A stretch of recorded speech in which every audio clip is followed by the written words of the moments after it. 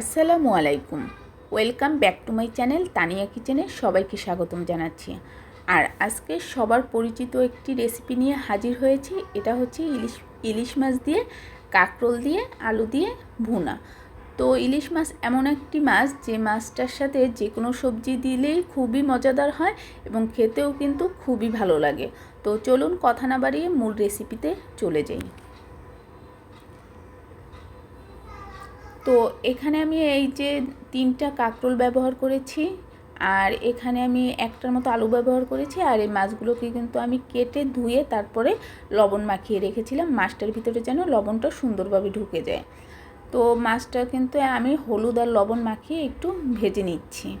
আর মাছটা কিন্তু আমি একেবারে খুব বেশি একটা মচমচা করব না, হালকাভাবেই ভাজবো। আর এখানে কাঁকরোল আর আলুটাকেও কিন্তু আমি একটু ভেজে নিব। আর কাঁকরোল আলুটা ভেজে দিলে কিন্তু এই কাঁকরোল আলুটা খেতে কিন্তু ভীষণ ভালো লাগে। তো আমি এই মাছের পাশাপাশি কিন্তু এই কাঁকরোল আর আলুগুলোকেও একটু হালকা করে ভেজে নিব।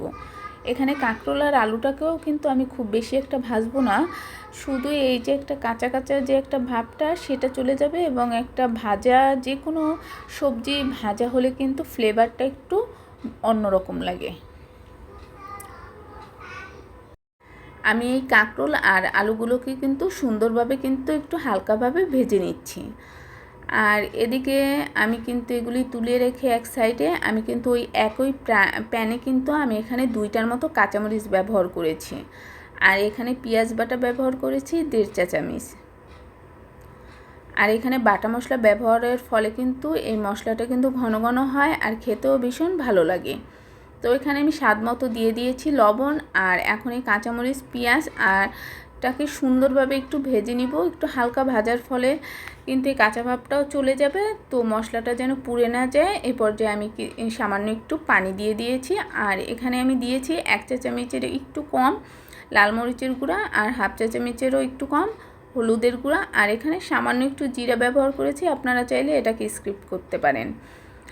আর এখানে যেহেতু আমি কাঁচামরিচটা ব্যবহার করেছি, তাই কিন্তু আমি এখানে গুঁড়া মরিচের পরিমাণটা একটু কম ব্যবহার করেছি। তো যখন আমার মশলাগুলো কষানো হয়ে গিয়েছে তখন কিন্তু আমি এই ভাজা এই যে কাঁকরোল আর আলুগুলো কিন্তু দিয়ে দিলাম। তো দেওয়ার পরই কিন্তু আমি কিছু সময়ের ভিতরে আমি এখানে ঝোলের পানি দিয়ে দিয়েছি। আর কিছুটা সময়ের জন্য একটু ঢেকে রেখেছি বলক আসার আগ পর্যন্ত। তো এখন যেহেতু আমার এই ঝোলের পানিটা বলক চলে এসেছে, তো তখনই আমি কিন্তু এই ভাজা মাছগুলো উপর থেকে দিয়ে দিলাম। আর যেহেতু আমার সব সবজি এবং মাছ ভাজাই ছিল, তো আমার এই রান্নাটা কমপ্লিট হতে খুব বেশি একটা সময় লাগেনি। তো আলহামদুলিল্লাহ আমার রান্নাটা অলরেডি কমপ্লিট হয়ে গিয়েছে। আর কাঁকরোল দিয়ে আলু দিয়ে ইলিশ মাছ যারা যারা খাওয়া হয়নি, তো আমার এই রান্নার রেসিপিটি ফলো করে আপনারা একবার হলেও ট্রাই করে দেখতে পারেন। আশা করছি কারোই খারাপ লাগবে না। আর ইলিশ মাছ এমন একটি মাছ যেটা যেভাবেই আপনারা রান্না করেন না কেন, ঠিক যেভাবেই করেন সেইভাবেই কিন্তু এই মাছটা খেতে ভীষণ ভালো লাগে। তো সবাইকে আল্লাহ হাফেজ।